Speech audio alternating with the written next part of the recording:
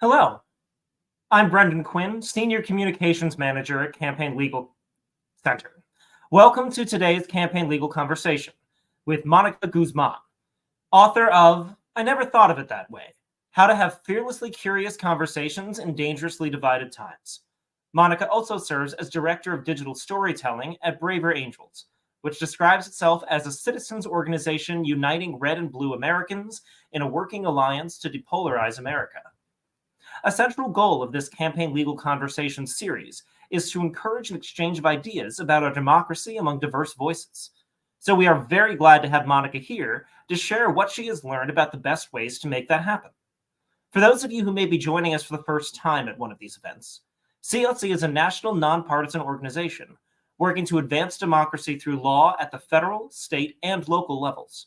We fight for every American's right to participate in the democratic process, and we believe our democracy should be transparent, accountable, and inclusive.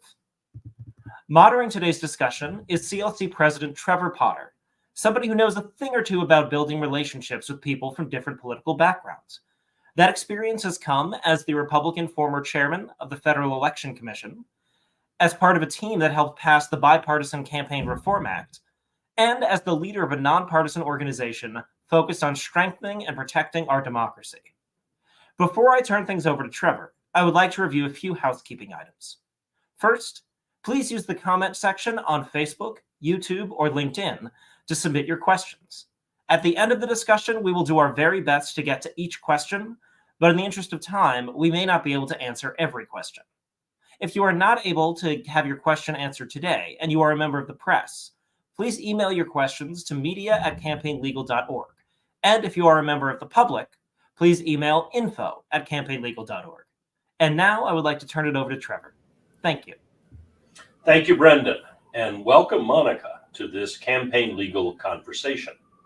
What I hope we can do over the next hour is to help us all understand why we have become so divided as a nation, especially when it comes to politics, and how changing the way we engage with others can help move us towards a consensus on critically important issues that impact the health of our democracy.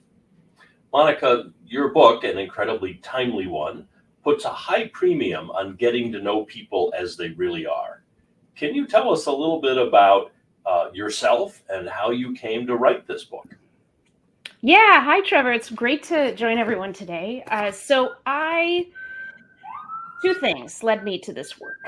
One is professional and one more personal. So I've been a journalist my whole career, and what I've realized about why I am driven to try to tell stories responsibly into a society so that we can all be better informed, kind of the thesis of journalism, is I find that it's just really important for people to understand each other, to be able to understand each other. And so I tried to do that with my journalism.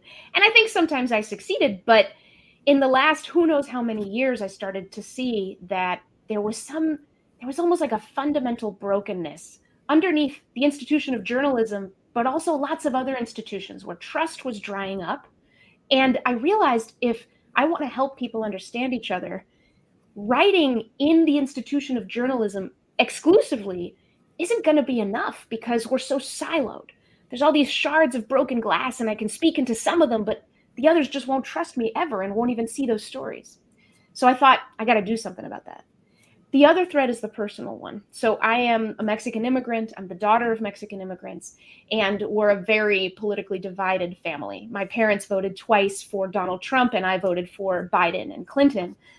We started voting around the same time because they became citizens, took the citizenship test. I was naturalized automatically when they got that in the year 2000.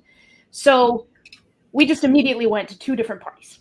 And it's been a rollicking good time ever since, with lots of arguments over the dinner table. But at the 2016 election, it got really intense. And I know lots of listeners are thinking about their own situations. Families everywhere really struggled with this. And yet somehow, despite the heat, the fire, the yelling, the disappointment with each other, we actually got to the point where we did understand why the other voted the way they did. And that experience has been so illuminating that I've sort of looked around the country and gone, you know what?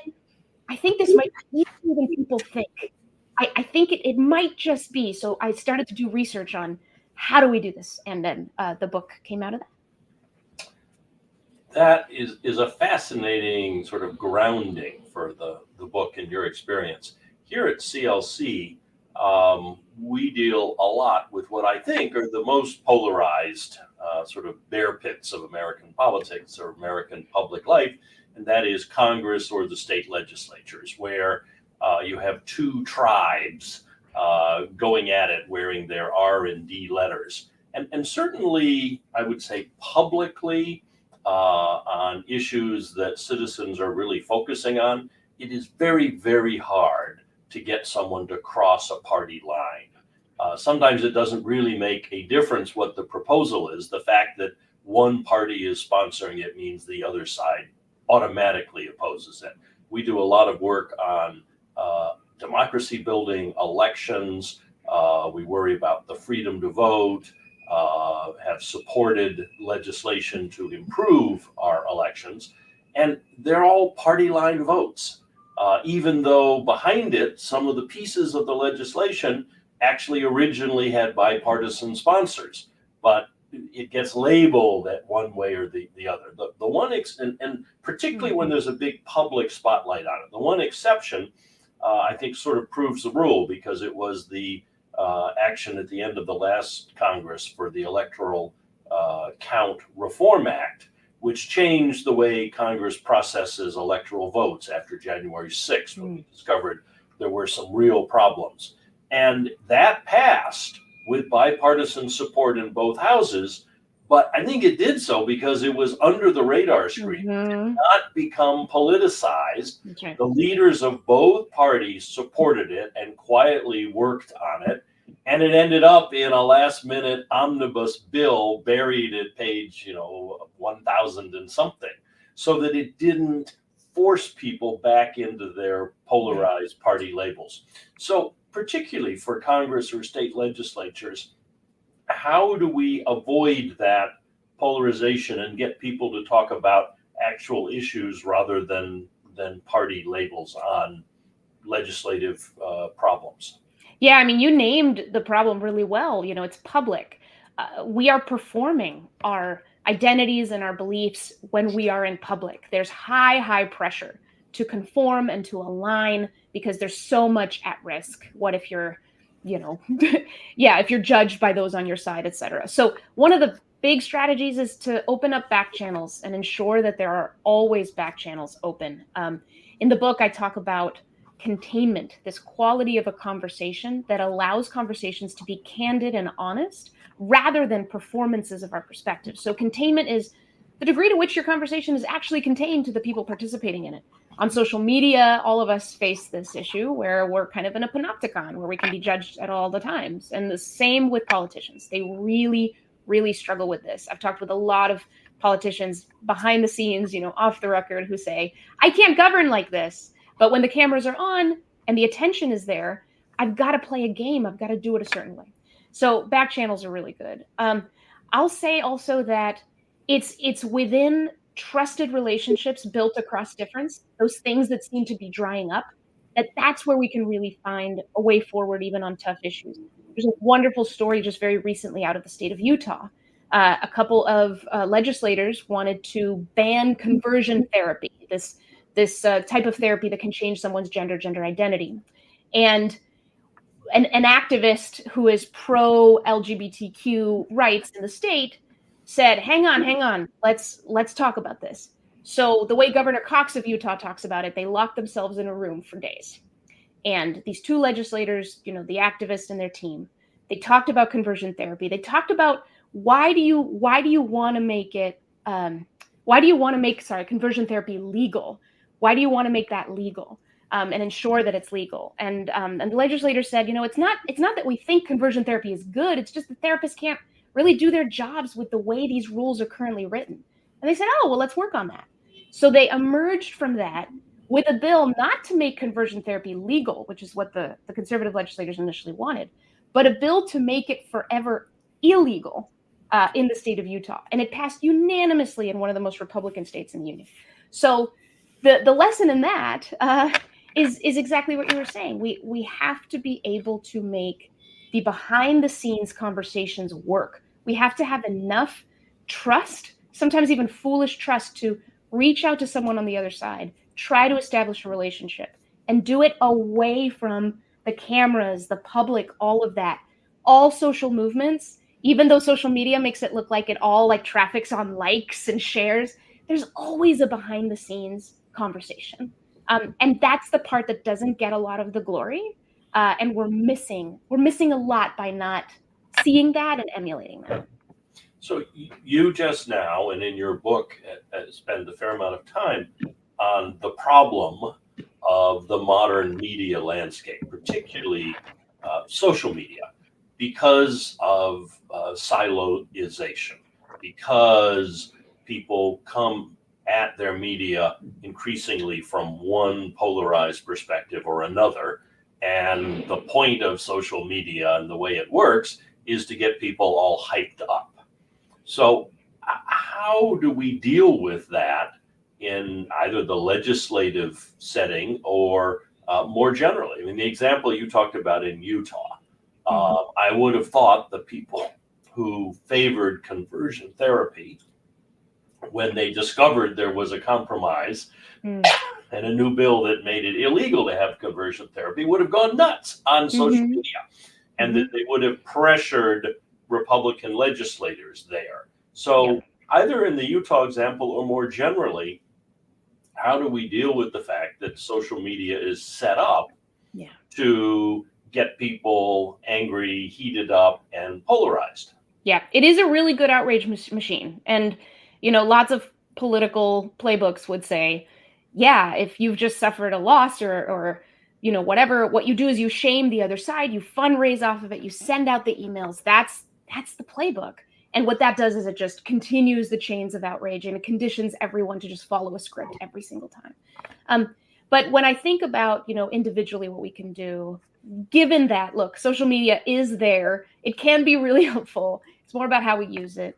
One big thing is just to change the ratio. A lot of us spend a giant chunk of time in these spaces, and we are bombarded with information, with thoughts, with outrage, with misperceptions, and that can really affect our mental health. It can affect our sense of perspective about what people really think, because as lots of research has shown us, social media it's not a representative sample by any stretch of voters or anyone across the country. It is the loudest extremes. We know this. It's almost cliche at this point. And the other thing is we can use the platforms themselves better. So at Braver Angels, the nonprofit where I'm at, we have an e-course that's about 30 minutes that teaches people skills for bridging the divide on social media. You get these mock threads, you know, on Facebook and Instagram, and you're asked, okay, what can you do? You're taught some principles.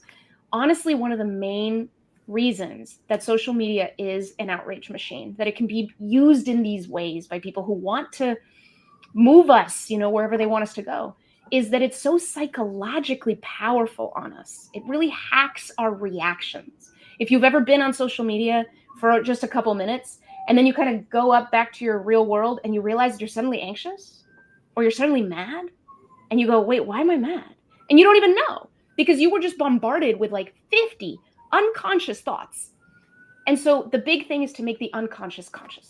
When you are on social media and you are reading what your opposition is saying or your own thread or feed, pay attention to your own reactions, your physical reactions that you can't consciously control. You know, boom, a pang. What is that? I felt that right here. I think that's envy. Wait, why am I jealous of that person? What's going on? Or like, boom, oh, I'm so mad. I want to share this and like, you know, throw grenades at the other side. Wait a minute. I haven't even read the article. Maybe I should read the article, you know? So it's in the pause, it's in the rest that consciousness emerges, and consciousness of our reactions make our responses a lot more reflective and useful. So this is how each of us can sort of wake up in these spaces and not fall victim to the psychological manipulation that is all too easy to affect in social media. You just talked about bridging training, and in your book you talk about bridging conversations. What's the ideal condition for that? What do you need to have a successful bridging conversation? Yes. A lot of times people think very prescriptively about this, and they believe that people need to be coming into a bridging conversation across difference that can be productive, fully equipped and ready for that. Meaning, this person is not mad and is not going to get mad, and I know it. This other person is already someone I fully trust, and I know how to talk. The problem with setting up those prerequisites is that it makes the pool of bridging conversations way too small. What we need to do is expand them. So the thing that I would really stress is that a lot of the conditions that you need to make a productive bridging conversation work can be built within the conversation. It's more a stepwise process. And it can begin with two people who have not been able to do this before. So in that situation, somebody comes in with the invitation. And I love this quote that if you're not part of the problem, you can't be part of the solution. So you can come in saying, I really want to talk to you about this. I know in the past, it hasn't been very productive. I can own the fact that I think I interrupt you too much. And I'm letting you know now that I'm going to make an effort to change that because I know that it's been an issue. And I'm really just curious, and I really just want to understand your view on this. What do you think? So that's another thing, is try to get away from, I'm here to change your mind right now, right here. I have demands that you need to satisfy for me in this conversation, or I'm walking out. The thing is, before we understand each other, we can't influence each other. We can't persuade each other. Every human being wants to be seen. Everyone wants to matter. And the first thing that we do in a conversation, really unconsciously, is we look at the other person and go, do I matter to you? Are you listening to me? Right? Because people can only hear when they're heard. That's the principle. And I'm actually, quick sidebar, but I'm a fellow at the University of Florida, and the researchers I'm working with just completed this incredible study that actually shows scientific evidence for that. It is so exciting. People can only hear when they are heard. So that's the thing you need to build in a bridging conversation, is traction. And the way you build that is not just saying that you're listening, demonstrating with your attention. David Brooks, I love that he says this. Our attention, if we really want to know and understand another person, should be an on-off switch, not a dimmer. You are fully there. You are paying attention to this person. It will be clear, right? So with some time in those conditions, they're paying attention to each other. They're trying to stay curious, or there's some sign of that. If there's any point of common ground, even the tiniest little thing, it's acknowledged, right? So you say, that makes sense to me. Oh, that's fair. Oh, I never thought of it that way. You're not saying you win. You're not saying I've totally changed my mind. You're saying that tracks for me. I see how that's true for you. And so the last bit of advice I'll give is, instead of having a conversation about what is true and then just arguing about that, no, it's this happened. No, this happened. This is true. No, this is true. Instead of that, get to know each other's perspectives. So you say, how do you see it? How do you see it? That's what unlocks the ability to influence each other, because you are truly trying to understand each other. So you have that conversation, you go into it to find out what the other person is thinking, and the other language here is for them to be able to be heard, for them to feel they have been heard and respected and so forth. You do all of that. I had a conversation recently with someone, and I was listening. He was explaining things. Everything was going fine, and then he said something that I didn't know how to react to, because he said, of course, the real problem, we were talking about elections and denialism and how people can have trust in the system. And he said, well, of course, the real problem is all those illegal people who are voting, people who are not registered, have no right to vote, but they're voting. And I'm thinking, but that's not true. There's an entire system designed to prevent that. How does one react when you hit this brick wall in your bridging conversation? So I said, well, where do you get that from? Seemed like the right answer. And he said, well, everyone knows it. I mean, it's a fact. How do you get through somebody who, in that case, in my view, had misinformation? And I just ground to a halt. I wasn't going to say, well, that's ridiculous. It's not true. But at the same time, accepting that as a premise of the conversation seemed a mistake. Right. Because then what you do is you kind of hit a board, right? We often reach those stuck points where we go, well, either I convince this person they're wrong and get that satisfaction of knowing I've achieved that goal, or I need to just get out of here. Like this has stopped being productive or in any way a worthwhile use of my time.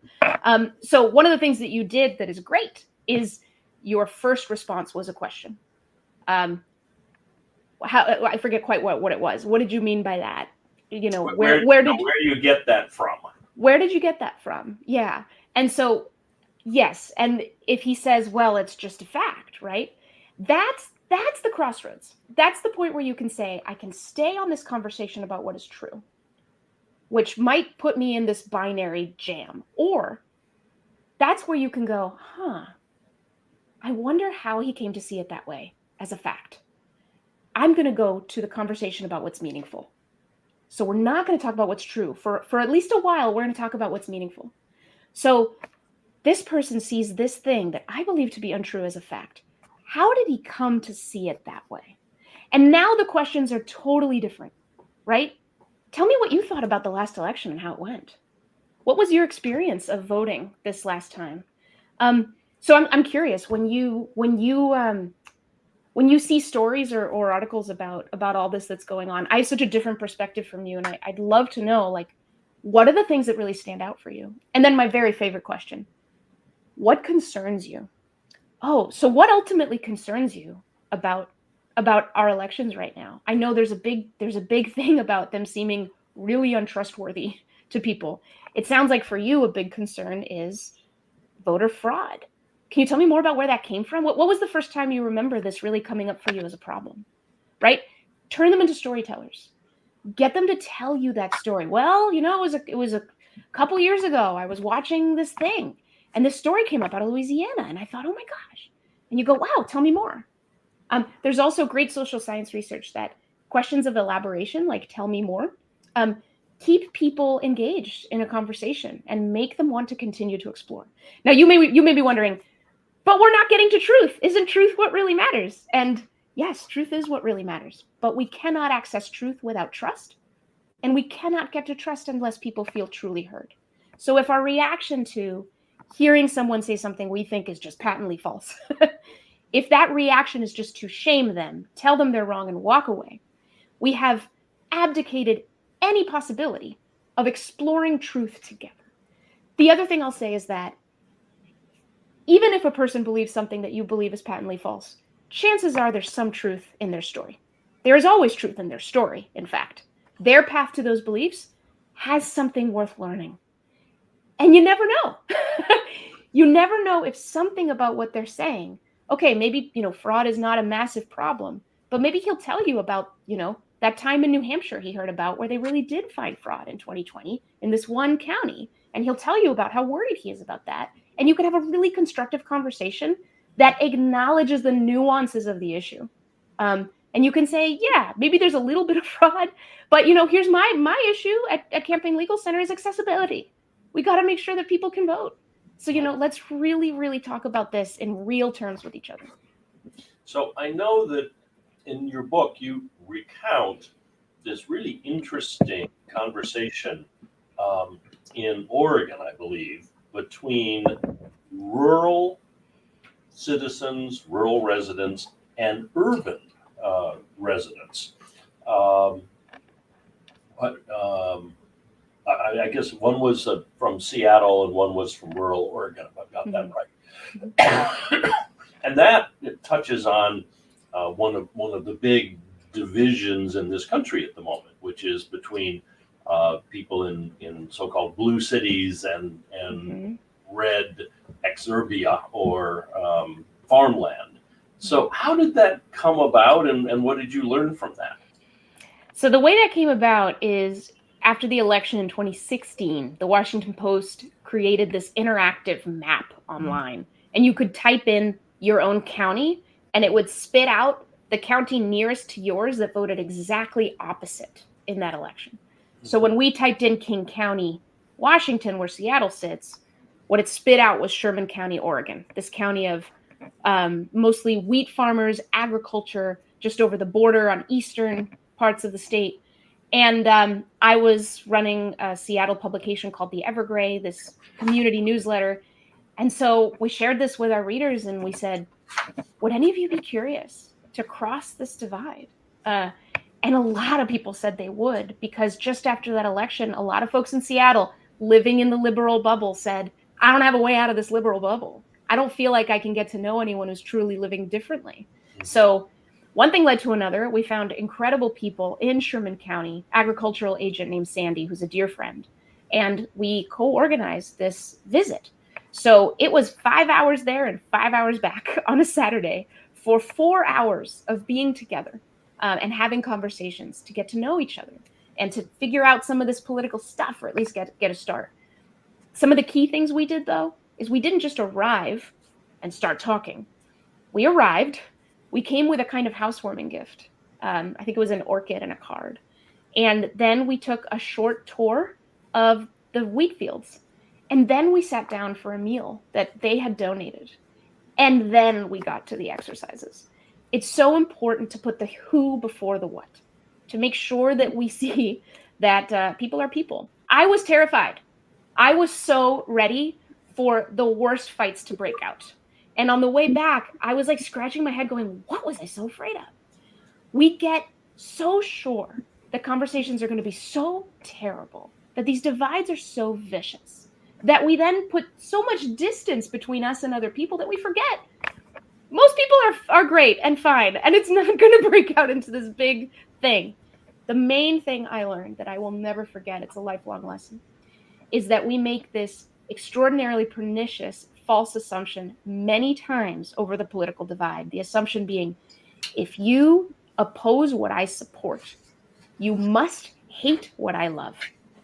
So a lot of liberals from Seattle, voted against Trump because they were voting for LGBTQ rights and they were voting for the environment, the climate, all these things. And so that assumption was there that these people, these farmers must not care about any of that. And that wasn't true at all. And what we learned, one of the things we learned was about the Waters of the United States rule, which I had never heard of, and neither had anyone from Seattle. We were scratching our heads. The Waters of the United States rule is this federal regulation that determines whether a body of water can fall under federal regulation. So for farmers with lots of land operating at the margins, if you get a big rainstorm and suddenly there's like a pond in between some hills, does the government own that? And that may sound absurd, but there's been some close calls. And so a lot of them did not trust Democrats, to understand those concerns, but they trusted Republicans and they trusted the businessman they just elected president. None of us had heard that reason, right? And so that's the other thing, is a lot of times the variables that we use to make our own political choices, we assume those are the only variables there are. And it isn't. That really leads to the underlying question of how do you separate ideology or issues like the waters of the United States from partisanship. There's somehow they become partisan issues in a way that most issues truly aren't partisan. How you get good health care, how you deal with issues of water pollution and so forth. They're not necessarily, you push to put them in a party label. And yet that's what happens. There was a really interesting survey a couple of years ago, I think done by the Pew polling people. They put forward two different statements about healthcare and how it should be provided. And it asked people to go for A or B. And there was they were drafted, so they weren't either very radical. And about 50% went for A, 50% for B. And what was interesting is they then asked people what their partisan labels were, and there was an even split. The people who went for A were about 50% Republican, 50% Democrat. Same with B. Then they came back and said, A is the Republican position, B is the Democratic position. Now what do you think? Immediate realignment. Right. You know, the once you were told which was the partisan position, that's what you went to because it was the validator you used. Yeah. So how did you deal with that in your conversations in Oregon and Seattle, and how do we deal with it more generally? Yeah, I think there's a couple of factors, and really that story is so perfect for what ends up happening is right now, because of our deep polarization as a cause of it as a symptom, once a partisan label gets affixed to something, we sort of download to our brains all the things that could go wrong if we are not on the right side. And then we go to that side. So the answer is exactly what that study did which is make that less important in the moment. Make that just less important. And the only way we can do that in real life, rather than a study laboratory setting, is to make other things more important, right? In that conversation where you're talking about this issue, in that room, in that meeting, in that context, what could be more important than the partisan label on this? Well, it could be just the trust that I'm building with you right now. It could be that we are at this point where we feel like we can be candid and it's safe. And so now we can really explore things really well. It could be a common identity that we have with each other, or sometimes, family, sometimes neighbors, anything else that feels like it can kind of compete with that other thing. Not all of these things are super fragile, and they will all come crashing down if it becomes public. It's very, very difficult to keep that up if it's public. But so I'll give you a perfect example, actually. A friend of mine has a father with whom, he's very politically polarized, and went ahead and had this conversation. He ended up recording it. It was fascinating for a podcast. And in the conversation, something that often happens to them happened again, which is his father's conservative, he's liberal. He's getting to that point in the conversation where they've stepped aside from partisan labels and they can really explore, and his father's really opening up to him. And so it occurs to the son, oh, what my father's saying? All of those things are progressive. And so he makes this mistake. He says, Dad, come on, you're just progressive. Come on, just admit it. You're progressive. Boom, all comes crashing down, right? Because how is he to define for his father what label is even correct? So let's talk about that for a minute. Because as David Brooks puts it, and I love this, and I just read his book, which is why I'm thinking about it, labels render us invisible, right? As soon as you put a label on someone, you're taking this definition that exists in the ether, and you're just putting someone in that box. And they're like, why'd you put me in here? Now they don't feel free to move around. It's a really terrible place to be. We have to be really careful about the labels we use. A lot of folks are really done, even with, progressive, conservative. More and more folks consider themselves politically homeless because there is no home for them, independence and all these things. Our political spectrum is changing because our labels are insufficient anyway. So that's the other thing, is question those labels. If a part of this is Republican, this is Democrat. Oh, okay, what does that mean? And who am I? And let's always have those questions open instead of closed. And I think when we show courage in leaving those questions open, we model that for other people. And the research has shown us that. So what do you do in a situation where you're having the bridging conversation, you've gotten to know the other person, there is some label of trust that's been created, but the substantive difference, the policy difference is still there? But let me go back to your Utah example. You put all those people in the room. It turned out they found common ground. What? That seems to me a great outcome, but not a consistent one. That is not what you would necessarily predict. It won't happen every time. You can put all those people in the room. You can do all the right things, and you could have a group of people who say, I want to make sure conversion therapy is legal because I think it saves people's souls to successfully have conversion. and that's where I am. So what do you do when you hit that point where you like the other person, you're able to communicate, but it really turns out one person wants red and one person, that's the wrong color for the conversation. One person wants black, one person wants white. What do you do? And I mean, that's politics. That's never going away, and it shouldn't. I mean, people lose political battles and people win. People lose and win legislatures and votes. I think the only thing we can do is not lose our patience and not disengage. I think that's the main mistake we make, is people reach this point where they say, this is war. The only way I engage with the other side is to shame and throw rhetorical grenades. And that's it. I am no longer interested in checking in with them and seeing what's behind truly and generously this point of view for them, because I've given up on that whole thing. That's the point of, that's when it really becomes so terrible that there's really no hope. So I think it's more about the long game. Again, if you can keep some open channels, you kind of have to. Everyone on your side is counting on you to do that. There's this horrible misunderstanding that to be a good activist, you need to stop talking. I don't have energy for talk. I need action.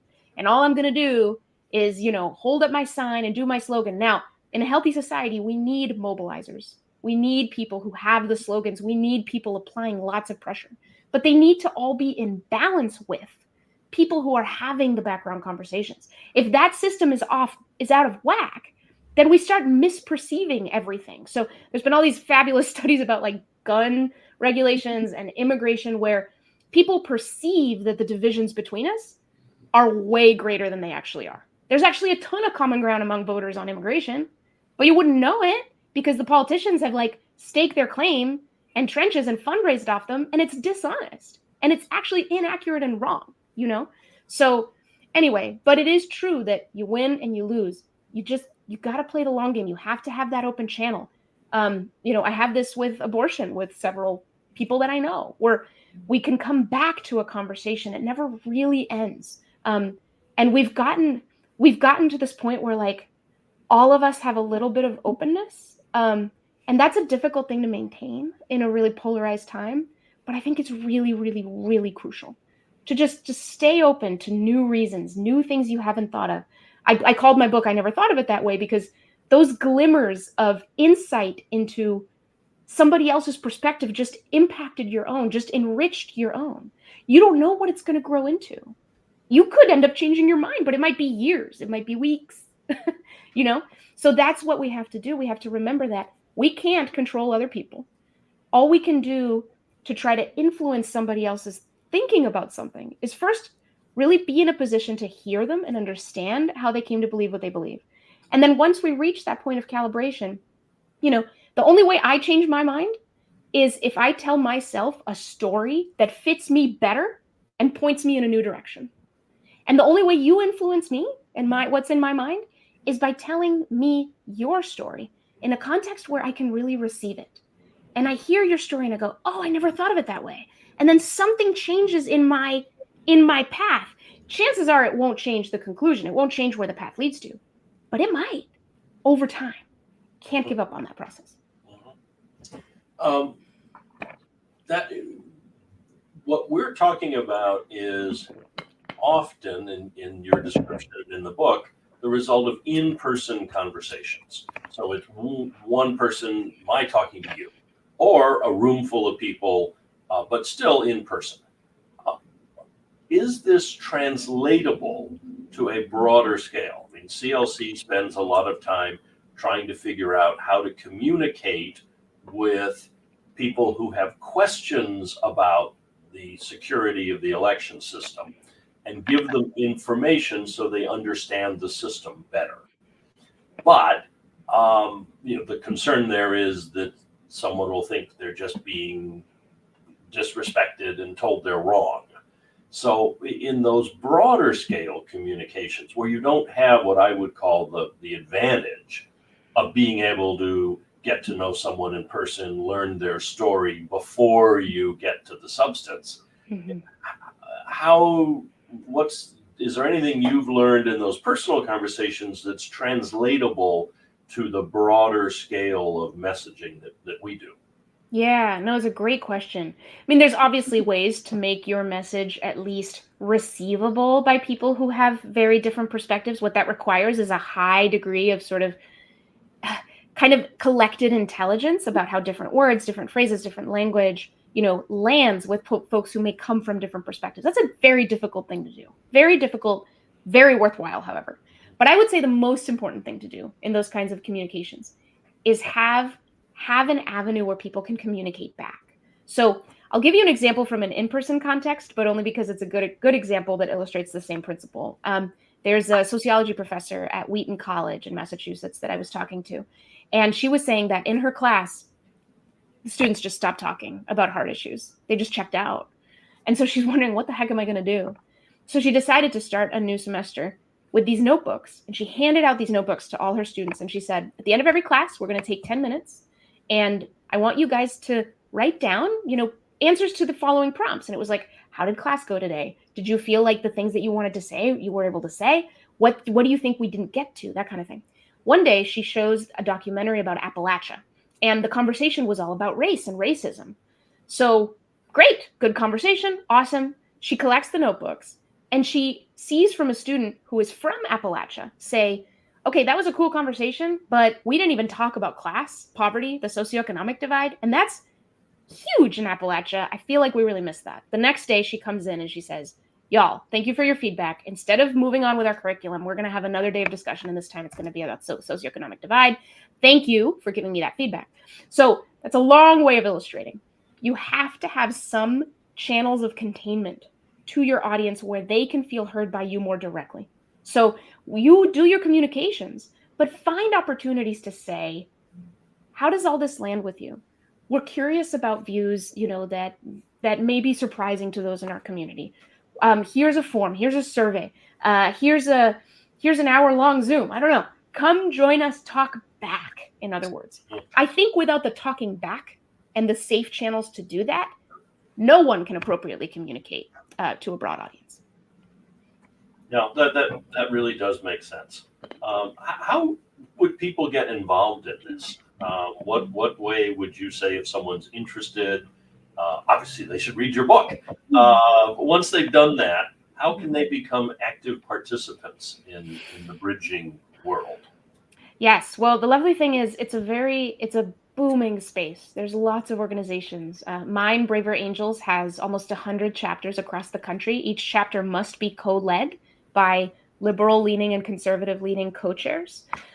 We offer all these skills training programs. Our most famous is the Red Blue Workshop, which is extraordinary. We have skills for bridging the divide. We have classes on family and how you deal with that. Lots of folks take that this time of year for the holidays.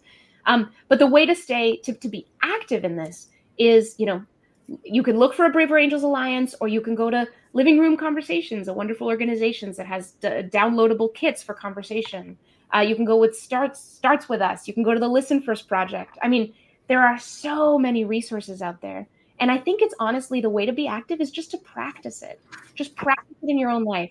So in my book, I talk about, look, you don't need to be a curiosity Zen master tomorrow. You don't need to suddenly talk to like the deepest, darkest person in your mind. Please don't do that. This is about incremental things where, okay, you're in a conversation, there's a little bit of disagreement, lean into it a bit. Ask one more question before you jump in with your opinion, etc. There's all these wonderful ways that our conversations can become just one step more curious. And if we scaled just a little more curiosity, that would change the world. That would absolutely change the world. Last thing I'll say is I'm the host of a new podcast called A Braver Way. We just put out our 6th episode with Chris Arnott. Oh my gosh, it's about the class divide. We get very vulnerable. Highly recommend people listening to that. Sorry, the which divide? The class divide. It's all about the class divide. Chris Arnott is a former Wall Street bond trader who got really disenchanted and started walking to neighborhoods in New York that everybody said were, shady and you shouldn't go. And he started just getting to know real people and their real struggles. Then he did this road trip all across the country for years. He went to the McDonald's in all the communities that people say people should just move out of those communities. All the factories are gone. He would go, he would get to know people. And he got to know this blindness that so many of us have about our country. Oh my gosh, fabulous conversation just out today, but there's lots of other episodes. So check out A Braver Way. It's all about how to bridge these divides in your everyday life. So tell us a little bit about Braver Angels, the organization, where it came from, and how it works. Yeah, so Braver Angels came from a workshop in late 2016 held in South Lebanon, Ohio, in a church between 10 Hillary Clinton voters and 10 Trump voters. The people who put together that workshop included a family therapist, Bill Doherty, David Blankenhorn, who's been sort of a longtime social advocate, and then one of our other co-founders, formerly Amish, David Lapp, a wonderful scholar. Anyway, the methods for the workshop that happened that day and then that grew into Braver Angels come from marriage therapy. The analogy is between Democrats and Republicans on the brink of divorce, right? Like couples on the brink of divorce. And it works. We've had Brown University study our workshops and show them to be depolarizing. There's just all kinds of ways in which, if we look at this as a people thing, it's a people in a relationship thing, right? You look underneath the politics. That's what it is. This is social dynamics. This is relationships. This is trust, right? Then we take we take a little bit of a step back from, no, this is just about they're right and I'm right and you're wrong and blah, blah, blah, blah. It's the same thing happens in divorce. You have to be able to take a step back. And the difference being, of course, we don't think divorce is an option in the United States. So I read an interesting article this weekend, I think it was either the New York Times or the Wall Street Journal, about Silverton, Colorado, a town that had ended up with a fierce political divide, according to the article, probably, it was between the people who'd always been there and the people who had arrived, the been here and the new people, and also therefore a class thing. The fancy Easterners come to change our ways type of divide. And it there were death threats. The mayor was subject to a recall petition. The whole thing got very messy.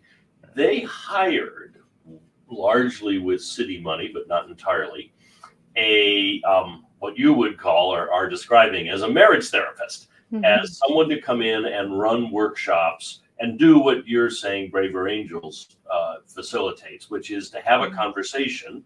And in that case, it turned out very well. They discovered they didn't have great differences. They all loved the place. They wanted it to do well. But it facilitated those conversations. And I was interested, it cost them, I think, $500,000 over a year or two period, and they kept having conversations and coming back. Let's say you're a hypothetical small town in a different state. Don't have $500,000. How do you get that going? Can someone call Braver Angels? I'm just making this up. Does Braver Angels send a team? If people wanted to have the conversation, how do they go about initiating it? Yeah, we do sometimes send a team. That has happened. Where in Minnesota we've done it a lot. In New Hampshire we've done it with elected officials. With town halls. We've even done candidate debates, but we've done just public forums. So that is an avenue. But I want to stress that, and maybe this is wrong of me to say, this isn't rocket science.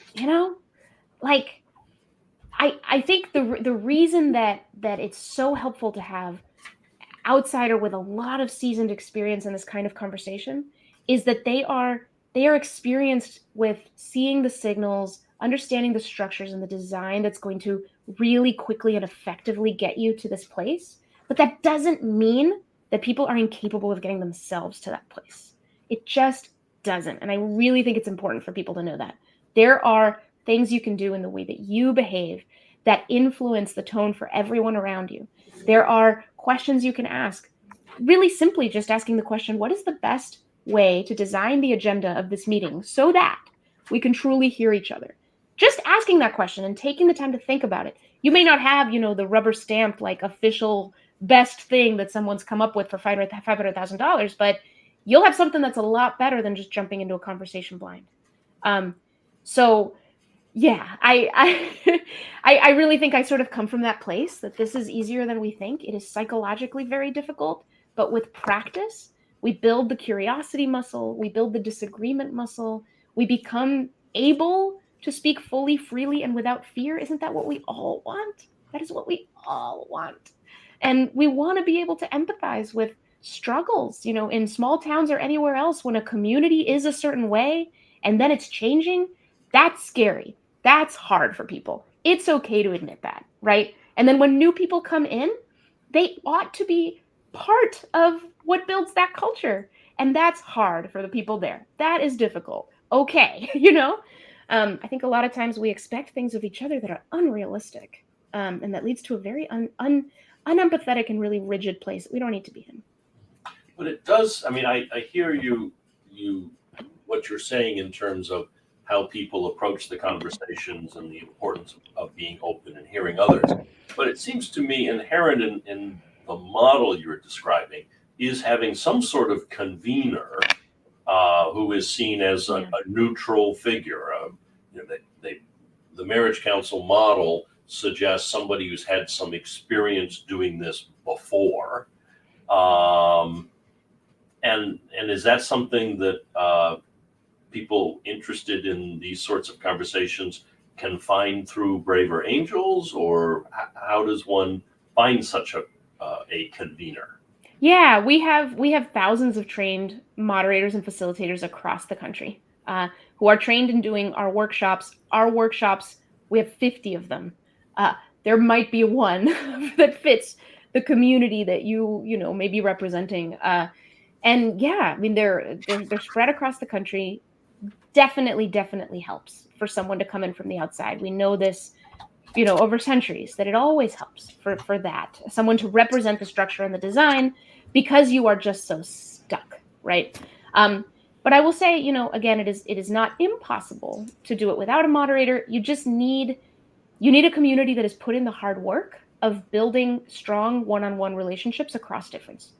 And that is getting rare. That's getting endangered with the communications culture that we have today. It is tougher, but it's not impossible. So yeah, a mediator is better and it's easier, but it's not the only way. So I think we have a question from a member of the audience, and I think it's now going to pop up on the screen.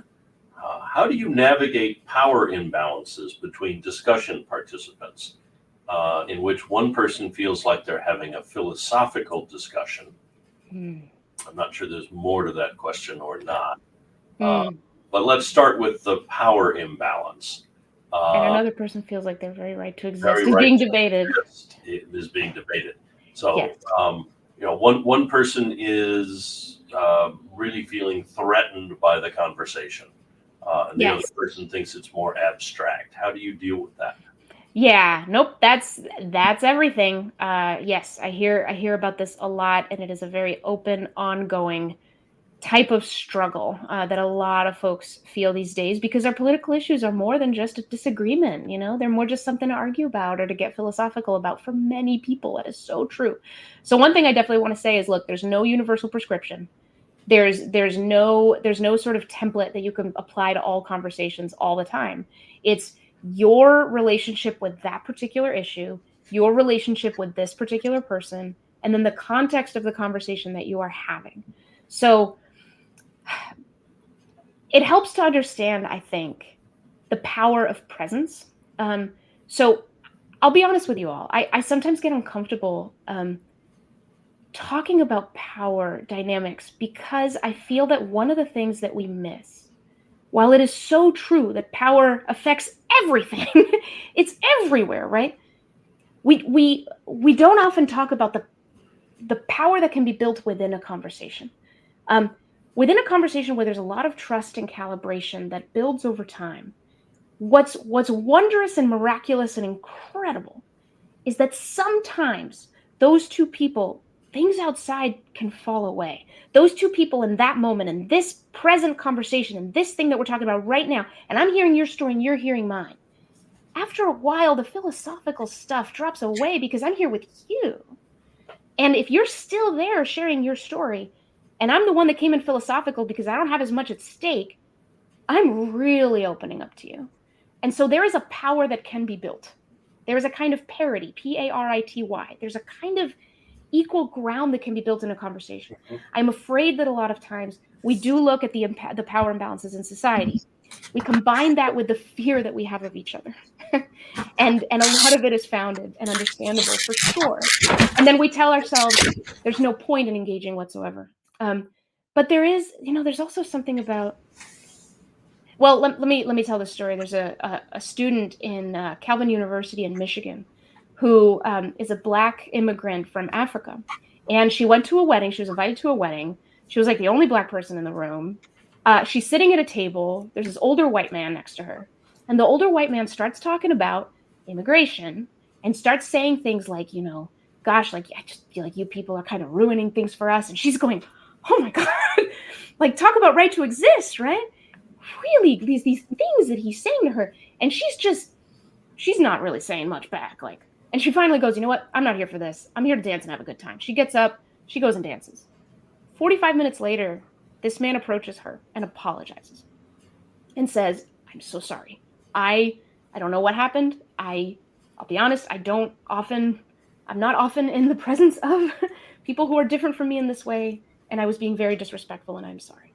And one of the things that makes me think of, first is the afterburn of conversation. When you go to the gym and you do a workout, there's sort of an afterburn if you do enough calorie burning, which is there's the conversation that you might have with someone else. And then there's the conversation people have with themselves. And you never know what you might have gotten started. The other thing is, sometimes the best way to argue for your own existence is to exist in someone else's presence.